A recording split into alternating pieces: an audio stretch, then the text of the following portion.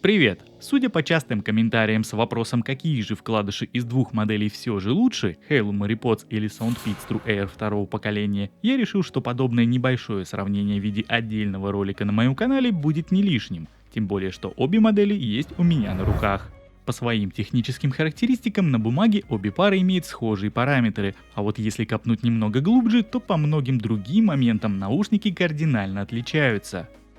Первое — это внешний вид и главное форм-фактор зарядных кейсов. True Air 2 имеет кредл в виде пудреницы с горизонтальной укладкой наушников, в то время как Maripods поставляется в классическом футляре с откидной крышкой. В силу идентичного способа подключения обеих гарнитур к смартфону по изъятию их из кейса, данный момент весьма важен по части удобства использования. И вот по фактору извлечения здесь однозначно лидирует SoundPeats. Несмотря на довольно сильные магниты в посадочных местах, доставать наушники в таком положении гораздо удобнее. Немаловажным здесь будет отметить и размещение наушников внутри кредлов с надетыми на звуководы силиконовыми насадками. Так уж вышло, что во время эксплуатации вкладыши у некоторых людей имеют свойство выпадать из ушей, и для нормальной фиксации их в ушной раковине на Алиэкспрессе продают специальные силиконовые насадки. Они стоят копейки, но тем не менее лишними не будут. С ними и посадка плотнее, и фиксация надежнее. Так вот, в обоих случаях с этими насадками наушники в кейс помещаются. Правда со скрипом, но все же закрыть крышку можно.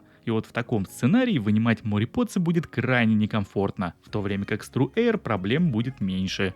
Кейсы обеих моделей имеют на борту схожие по емкости аккумуляторные блоки. В SoundPeats это 300 мАч, в Maripods 310. По своим функциональным особенностям оба зарядника представляют из себя лишь футляры с батарейками. Ни индикации остатка заряда, ни кнопками перезагрузки кредлы не одарили. Интерфейс зарядки в обоих случаях USB Type-C. Следующими на очереди у нас идут сами наушники. Форма звуководов здесь классическая, вкладышная, а вот их положение относительно ножки и горизонта разное. В SoundPeats True Air 2 головка наушника чуть наклонена вниз, за счет чего сам наушник имеет более лучшую фиксацию. Получается такой эффект крюка, который зацепляется за нижнюю часть ушной раковины и не дает наушнику выпасть. Как итог, Maripods со своими горизонтально расположенными звуководами однозначно проигрывают по данной дисциплине. И если SoundPeats в 80% случаев сядут отлично, то Halo Maripods, увы, таким похвастать не могут. Посадка тут своеобразная, в большей степени из-за ножки, и подойдет не всем. По крайней мере, процент удачного исхода здесь 50 на 50, ведь ножки в Maripods толще и объемнее, нежели в True Air, за счет чего, кстати, последний получается даже легче, да и с эстетической точки зрения SoundPeats смотрится в ушах куда гармоничнее. Управление функциями мультимедиа в обоих наушниках сенсорное и осуществляется тапами. По разнообразию реализации здесь также лидирует SoundPeats, ведь на их борту помимо схожих с Maripods'ами функций play, пауза и переключение треков, есть еще и управление громкостью, то есть фактически имеется полный пакет необходимого, за исключением только, наверное, датчиков автопаузы, хотя и в Maripods'ах их тоже нет. И вот мы добрались до самого главного – аппаратной части и звучания наших героев. Обе модели наушников работают на фирменном квалкомовском чипе QCC3040 и как следствие поддерживают аудиокодек aptX. Только в случае SoundPeats у нас обычный aptX, а в Maripods aptX Adaptive. Но, как говорится, все познается в сравнении, ведь звучание в моделях настроили абсолютно по-разному. За появление звука в наушниках в обоих случаях отвечают динамические драйверы 14 мм в True Air и 12 в Maripods. Не всегда так бывает, но в нашем сегодняшнем случае обошлось без исключений. 14-мм драйвер SoundPeats играет на максималках очевидно громче, если сравнивать его с таковым от Halo.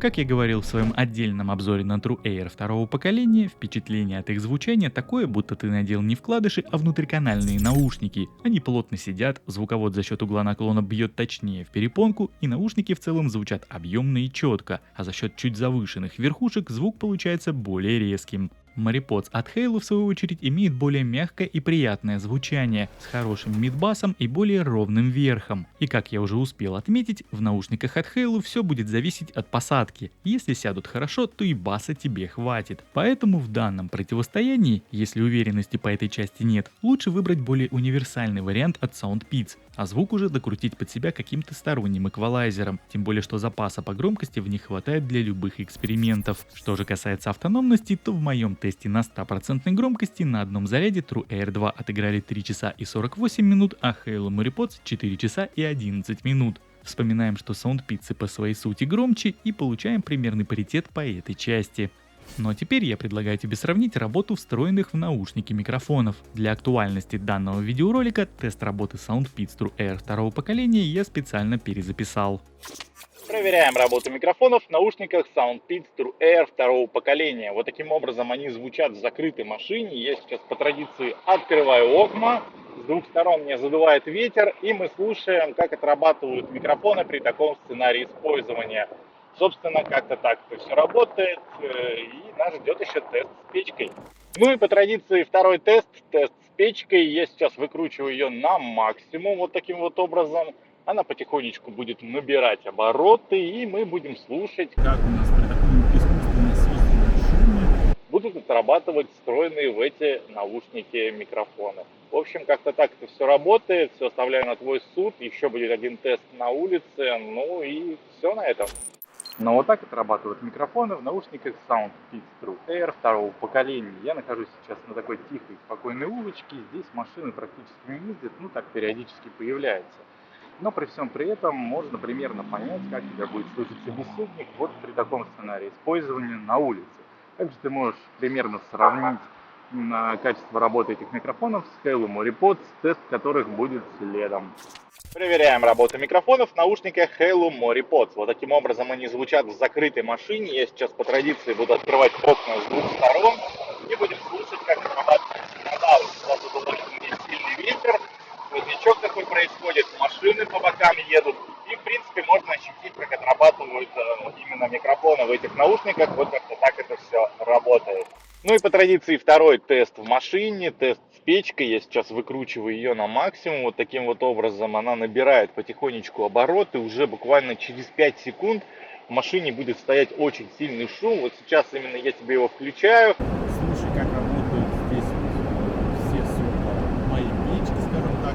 Ну и вот теперь мы слушаем, как отрабатывают шумодавы при таком сценарии использования. Если, допустим, ты зимой будешь обогреваться в машине на полную и разговаривать с кем-то по вот этим вот наушникам. Вот как-то так это все работает. Собственно, слушай и оценивай качество этих микрофонов.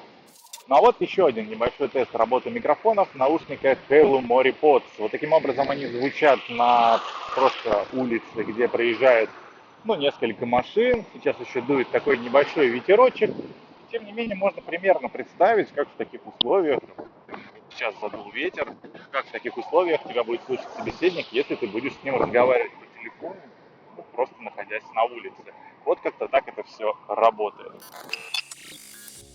Обе модели наушников не имеют в своем арсенале специального игрового режима с низкой задержкой. Оттого результаты по этой части у них примерно схожие. Здесь даже показатели у SoundPits будут немного получше. Лично мне играть было более-менее комфортно в обоих случаях, в особенности когда в игре начинается какая-то заруба. Ведь при таких сценариях разобрать, кто откуда стреляет, даже в проводных иногда довольно сложно. Но это я говорю лишь с позиции любителя. На данный момент профессионалам я не одни ТВС-наушники посоветовать, увы, не могу. Даже малейшая задержка их будет раздражать. Возможно, в скором времени картина поменяется, ведь не так давно SoundPits выкатили апгрейд своих вкладышей с приставкой плюс. Там поддерживается игровой режим и aptX Adaptive. Я их уже заказал, они ко мне едут, и как только я их протестирую, обязательно расскажу.